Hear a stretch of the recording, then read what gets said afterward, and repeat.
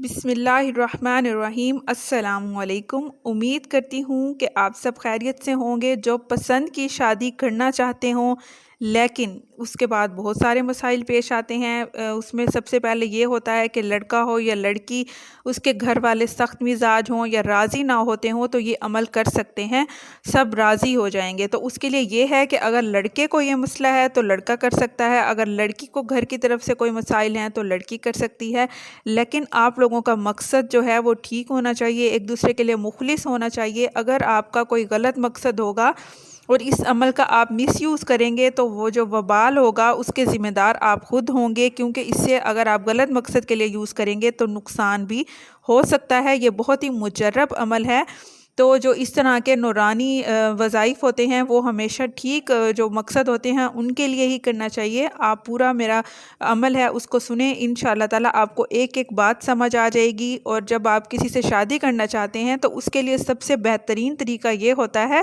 کہ پہلے آپ اس کے گھر رشتہ بھیجیں، جو ہمارا اسلام بھی اسی چیز کی اجازت دیتا ہے۔ جب آپ اس کے گھر رشتہ بھیجیں، اس کے بعد اگر کوئی مسائل آ رہے ہیں، آپ اس لڑکی کے لیے مخلص ہیں اگر لڑکی ہے، اور اگر مطلب مخلص ہیں تو پھر آپ اس عمل کو کریں۔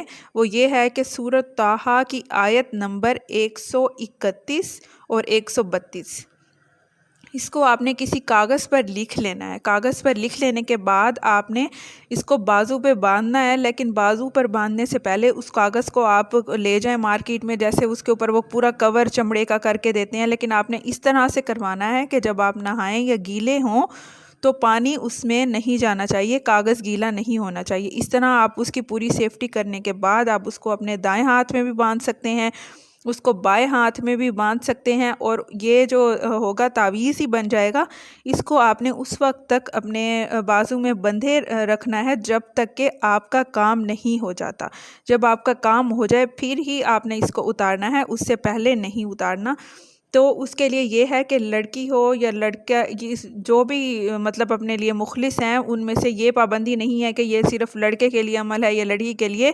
تو یہ شادی کا مقصد جس کو بھی درکار ہے وہ کر سکتا ہے، لیکن اس کے لیے سب سے بہترین اور مخلص طریقہ جو ہے وہ یہ ہے کہ سب سے پہلے لڑکے کو چاہیے کہ وہ رشتہ بھیجے۔ اس کے بعد اگر اس طرح کے مسائل ہوتے ہیں پھر وہ اس جو وظیفہ ہے اس کا سہارا لے سکتا ہے، انشاءاللہ تعالی اس کو ضرور کامیابی ہوگی۔